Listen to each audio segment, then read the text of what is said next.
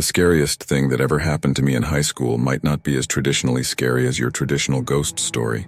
There were no ghosts haunting the library, no psycho teacher with skeletons in their closet, no ancient evil living in the maintenance tunnels beneath the earth. The thing that scared the crap out of like 1,000 kids was very, very human, and in retrospect, so very, very easy to accomplish. I went to a really old school here in Australia, like this old private school that looked more like Hogwarts than the cookie cutter modern high schools you see in America. It was archaic to say the least. We had houses, just like the ones in Harry Potter, with your own special colored ties, housemasters, prefects, the works. We also had these big old chemistry labs that were honestly like the kind of stuffy wooden relics where Roger Waters would have been inspired to write The Wall. They had everything, and honestly they were really, really fun to have lessons in once we were old enough to be trusted to handle fairly volatile chemicals. Dropping magnesium into water was one of the most fun times I've ever had. So as you can imagine, I grew to really look forward to chemistry lessons. So one day we're all congregating outside the chemistry labs. We're inside, as it was one of those rare Aussie rainy days that has people absolutely freaking the hell out, like it's acid falling from the sky and not just water. I was stood there yapping away with a few mates of mine when one of them crinkles their nose, sniffing the air like, "Can you guys smell that?" Cue the fart jokes. My mates are being completely juvenile, laughing and wafting their hands near their noses. I mean, you have to forgive us. We were all literally 13 at the time. If there's ever a time to have a childish sense of humor, it's then. But our mate who brought up the smell is still like, sniffing the air, looking around, insisting he can smell something weird that's definitely not a fart. After like a minute or so, our chemistry teacher enters the building with a sour gob on him because he's just been rained on. He's all like, excuse me, boys and girls," wading through the sea of kids until he gets roughly where our little group was stood. Then he starts making a similar face to the one my mate was making, sniffing the air and all that before he suddenly has this look of horror on his face. He opens the door to the chem lab we were supposed to be using that day, and Jesus Christ, I will never forget how pale he went after she shut the door again, super, super slowly. "Boys and girls, start filing outside, please. Make your way towards the dining hall. Single file, please." He was trying to stay as calm as possible, but you could hear the terror in his voice. "But sir, it's raining outside."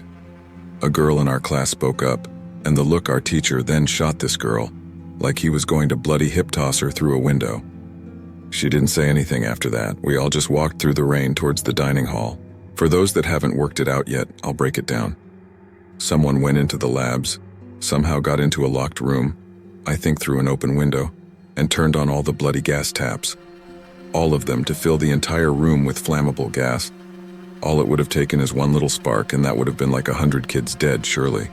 Like I said, this isn't your traditional scary story. I mean, it wasn't even scary at the time, it was just confusing. But I remember knowing something was wrong. I didn't know exactly what, but looking back, it absolutely terrifies me to think how close we all were to a horrible, explosive, fiery death.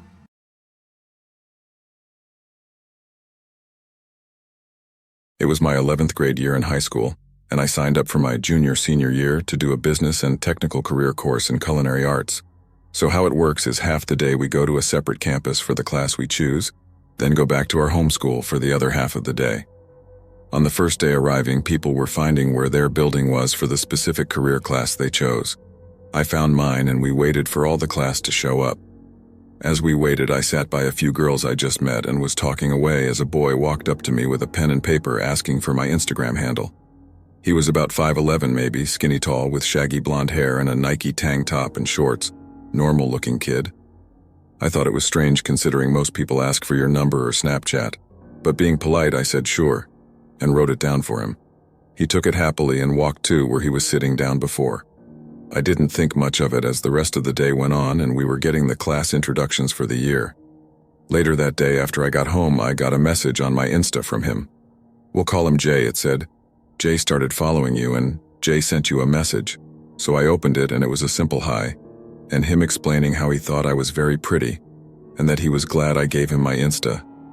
He seemed a little socially awkward in person and on text, but I texted him back saying thank you. We made small talk about what schools we go to, hobbies, interests, etc. He seemed interested in me very fast. It was very flattering despite me not being super attracted to him. He would ask me what I liked doing in my spare time and favorite movie, shows, foods, etc. Just absolutely everything I was interested in. I didn't mind and actually liked the attention since I really didn't get much at the time. I thought it was just harmless flirting, but boy did I have no idea how infatuated this guy was about me. But I was soon to find out. He started showing up to class with random gifts for me. He would bring me my favorite snacks, chocolate, and even bought me a giant teddy bear. I was flattered and super appreciative of the gifts despite being surprised by them since we were just talking. I'll admit part of my personality flirtatious, and this was a few years ago when I was still learning how to use it. We would still chat daily, and eventually he asked if I would be his girlfriend. I hesitated and said I've never dated before and wasn't ready, which was true, but I also wasn't sure if I was really interested in him like that. He was super nice and all, but wasn't really my type, which sounds horrible, I know, but I was also a very anxious person and hated rejecting people or being mean to people in any way since I grew up being rejected. So of course I sucked at trying to find a kind way to say I'm not interested, so I was just say I'm unsure about it, and why don't we just be friends for now? He said okay, but would still try to ask and convince me to be more, saying he could get me anything I wanted and protection. I was confused on what he meant by that, and he said then he had an online friend who was apparently a 27-year-old guy that did cybersecurity protection stuff, and that he supposedly paid this guy $7,000 to watch over me and quote-unquote be my guardian angel. Jay said he was rich from doing his own cyber hacking of illegal stuff he couldn't talk about. Red flag, but I didn't really care much at the time as long as he didn't hack me. Dumb, I know. But I was confused and creeped out about this random guardian angel he supposedly hired. He would tell me this guy was going to reach out to me on my Instagram and be someone I can talk to if I have any issues with anything or anyone. I was very weirded out, but being honestly dumb and naive, I said okay thanks, and waited for this random account to contact me. It did it. The account was named Anonymous with a bunch of numbers after it. I was like, okay, weird, but whatever. They sent me a text saying they were my new guardian angel and that they were there to watch over me. I stupidly said okay thanks and trusted this random person. Then Jay asked me if they got a hold of me and I said yes. He said great. This anonymous account said they knew when I would go to school and when I went home, and a bunch of other creepy things I honestly can't remember because like I said, my brain blocks stuff out after a while. So throughout this whole thing going down, which was for about a week or two, I did have a voice in the back of my head saying this wasn't right, but stupid me didn't listen and ended up connecting the dots way later than I should have. Jay was growing more increasingly adamant on us being a couple, but I would keep giving him the same response. He would then supposedly tell his cyber friend about his feelings for me. Then his cyber friend would reach out to me and tell me, Jay is such a good guy and really cares about you. He would be a great boyfriend to you. You just gotta give him a chance. And blah blah, etc. Obviously trying to get me to be with him, and I would explain I'm just ready to date yet. Until one night I'm in my living room having one of these conversations with Jay and the cyber friend and caught something. So Jay had some spelling issues with certain words. I would normally overlook it since it wasn't way off what he was trying to say, but as I was talking to both Jay and cyber friend, I saw one of the words Jay would misspell often that cyber friend just misspelled to me. Yes, it took me this long to realize Jay made up the whole cyber friend and guardian angel crap. He made this fake account as false protection, and really just tried to use it to manipulate me into being with him. When I came to that realization, I instantly had a panic attack. Jay was trying for so long to get me to be with him despite me giving the same response over and over. When I found out, I immediately texted Jay's account saying I knew the cyber account was him and that I'm done talking to him and we're never gonna be thing. He quickly started to deny it at first and then apologized when he knew he messed up with the wording and then started apologizing and saying he just really wanted to be with me. I responded saying that's really F*** ed up and you're crazy for doing that and told him to leave me alone and that us was never happening. Then I blocked him. Apparently after I did that, he threw himself in a rage of anger and punched a hole in his wall at his house. I found this out from a classmate who was a mutual friend.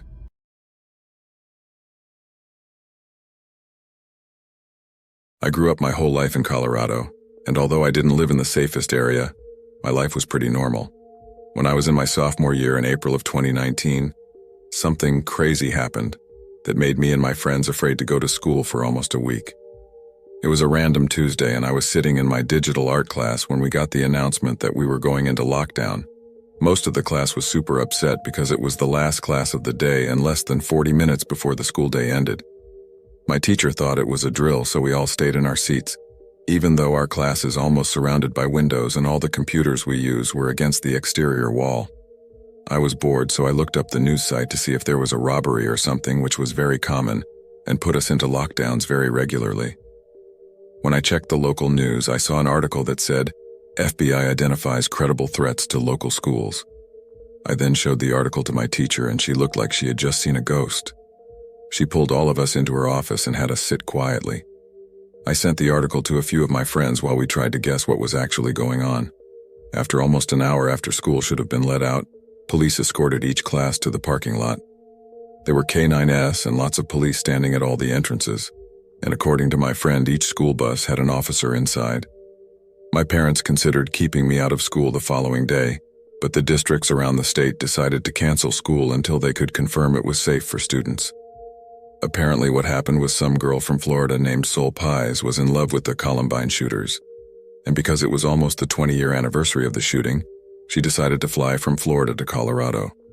The FBI found her posts online, and when she arrived in Colorado, she purchased a shotgun.